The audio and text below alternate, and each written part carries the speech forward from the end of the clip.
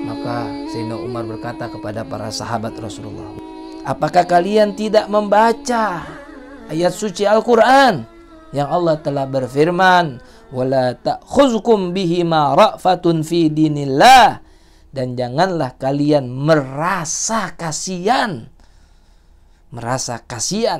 terhadap apa yang telah terjadi pada penzina. Wallah. Kemudian para sahabat terdiam dan Sayyidina Umar berkata, wahai muflih, pukul lagi. Sampai pukulan yang ke-90. Abu Shahmah berteriak lagi. Apa teriakannya?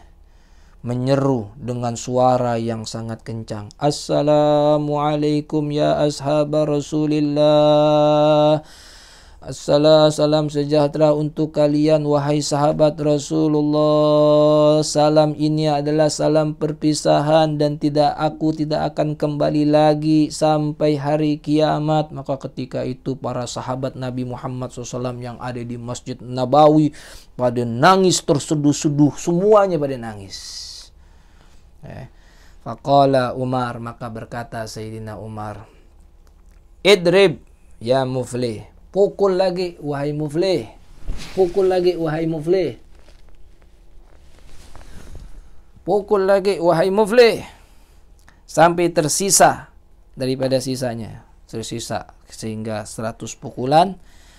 Kemudian si muflih itu mengangkat kepalanya Abu Shahmah dan berkata kepada Amirul Mukminin Sayyidina Umar, wahai Amirul Mukminin, wahai Sayyidina Umar, sungguh anakmu telah wafat. Sayyidina Umar langsung menghampiri anaknya dan ngecek, dan memang telah wafat. Dan Sayyidina Umar berkata, wahai ma'asyiral muslimin, wahai para sahabat Nabi, sungguh Abu Shahmah telah meninggal. Kemudian setelah tahu bahwa Abu Shahmah telah meninggal dunia, maka seluruh para sahabat Nabi SAW tambah bersedih lagi.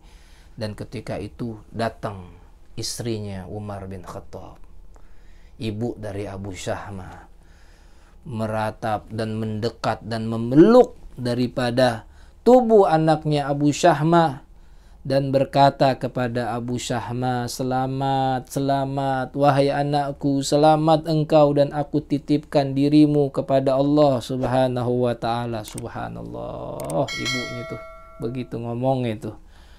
Kemudian Sayyidina Umar radhiyallahu ta'ala anhu pun membawa jenazah Abu Shahmah ke rumahnya, kemudian dimandiin jenazahnya oleh Sayyidina Umar dan dikafani dan disolatkan.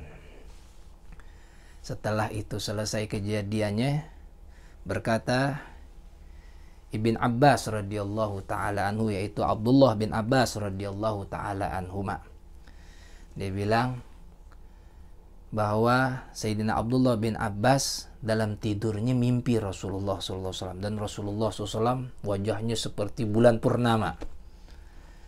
Dan Rasulullah SAW pada saat itu dalam mimpinya beliau ngelihat Rasulullah sedang pakai baju putih, dan di antara Rasulullah SAW ternyata Abu Shahmah, dan dia Abu Shahmah memakai baju hijau. Maka aku mendekat kepada Rasulullah SAW. Lalu Rasulullah SAW berkata kepada Abdullah bin Abbas radhiyallahu ta'ala anhuma, berkata, wahai keponakanku, wahai Abdullah bin Abbas, kirim salamku untuk Umar bin Khattab. Dan sungguh katanya, aku berterima kasih kepadanya bahwa dia telah menegakkan haknya Allah Subhanahu wa ta'ala. Dan katakan kepadanya bahwa dia telah disiapkan oleh Allah Subhanahu wa ta'ala istana-istana surga, yang di dalamnya keindahan yang Allah Subhanahu wa ta'ala akan janjikan kepadanya.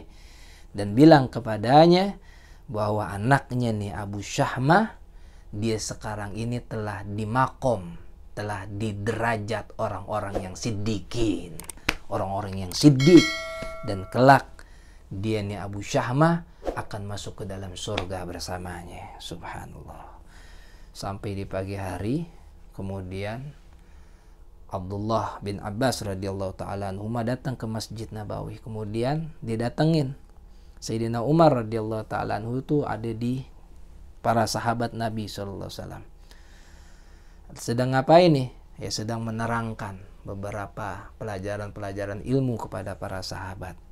Selesai dari itu, Sayyidina Abdullah bin Abbas radhiyallahu taala anhuma berkata kepada Amirul Mukminin Sayyidina Umar radhiyallahu taala anhu, berkata, "Wahai Amirul Mukminin, aku semalam bermimpi berjumpa dengan Rasulullah sallallahu alaihi wasallam, dan aku lihat wajahnya seperti bulan purnama.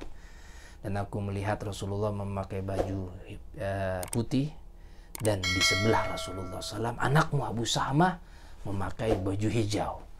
Lalu Rasulullah SAW mengirim salam kepadamu dan berterima kasih kepadamu karena engkau telah menegakkan haknya Allah Subhanahu wa taala, dan engkau telah dijanjikan oleh Rasul sallallahu alaihi wasallam, engkau telah dibangunkan istana-istana di dalam surga yang begitu indah.